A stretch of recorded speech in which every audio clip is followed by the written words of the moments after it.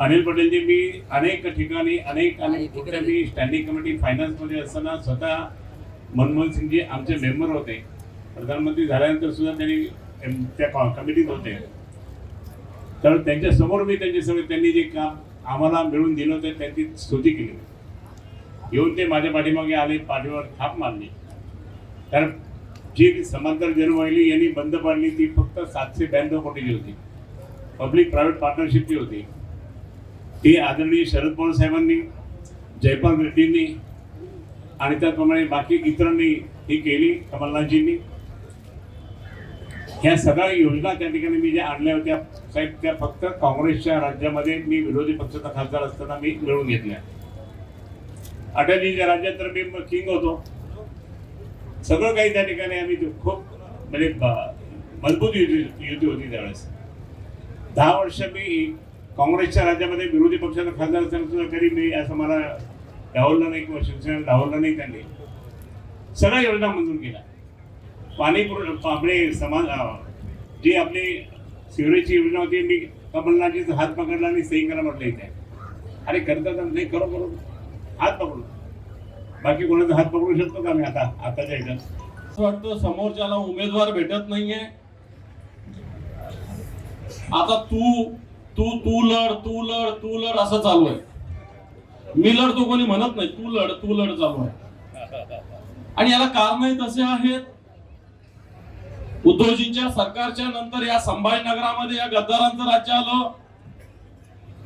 उद्धवजींचं सरकार असताना या शहरासाठी तब्बल 2100 कोटी रुपये निधी आपण आणलेला होता। या 2100 कोटी मध्ये पिण्याच्या पाण्याची योजना उद्धवजीनं स्वतः उद्घाटन करून, स्वतः पाहणी करून, दररोज देखरेख ठेवून पाण्याच्या लाईनचं काम सुरू होतं। या शहरात वॉटर ट्रीटमेंट प्लांट केलं, या शहरात सिवरेज प्लांट केलं, या शहरात सफारी पार्कची सुरुवात झाली, या शहरात शिवसेना प्रमुखाचं स्मारक होतंय, या शहरात जवळपास 40,000 LED लाईट्स लावले गेले, या शहरातले रस्ते दुपदरीचे 4 पदरी झाले, अनेक उद्यानं विकसित झाले। आणि हे सगळं शिवसेनेनं केलेले लक्षात ठेवा।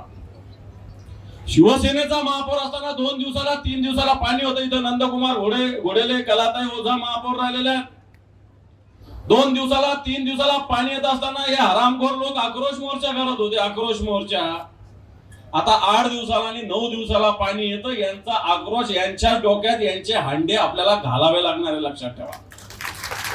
छत्रपती संभाजीनगर येथे लोकसभेच्या निवडणुकीच्या पार्श्वभूमीवर पाहिलं तर महाविकास आघाडीच्या प्रचार कार्यालयाचे या ठिकाणी उद्घाटन करण्यात आलं आहे। आपण जर पाहिलं तर हेच ते प्रचार कार्यालय जे आहे, ज्याचा आज शिवसेना ठाकरे गटाचे खासदार जे आहेत संजय राऊत यांच्या हस्ते या ठिकाणी या कार्यालयाचं उद्घाटन करण्यात आलेलं आहे। जे महाविकास आघाडीचे जे पक्ष आहेत, या सर्व पक्षाचे पदाधिकारी जे आहेत या ठिकाणी पूर्णपणे या ठिकाणी उपस्थित होते। सर्वात महत्त्वाचा भाग जर पाहिला आपण तर या ठिकाणी मोठ्या प्रमाणात संजय राऊत यांनी सुद्धा देशाचे पंतप्रधान नरेंद्र मोदी यांच्यावरती तोफ गाडलेली आहे। त्यांनी मोठे या ठिकाणी जे आहेत आरोप देखील या त्यांच्या भाषणामध्ये करण्यात आलेले। मात्र आता याच जे मराठवाड्याचं केंद्रबिंदू मानलं जाणार आहे छत्रपती संभाजीनगर, आज याच संभाजीनगरचं जे छत्रपती संभाजीनगर जे कार्यालय जे आहे या ठिकाणी, या कार्यालयाचं या ठिकाणी उद्घाटन या ठिकाणी करण्यात आलेले आहे। ज्या आपण महाविकास आघाडीचे उमेदवार जे आहेत चंद्रकांत खैरे यांच्या प्रचार कार्यालयाचं हे मुख्यतः कार्याचं उद्घाटन या ठिकाणी करण्यात आलेलं आहे। आणि आजपासून जे आहे ते प्रचाराला आजपासून सुरुवात करण्यात आलेली आहे। मी देवराडे, महाटॉक्स, छत्रपती संभाजीनगर।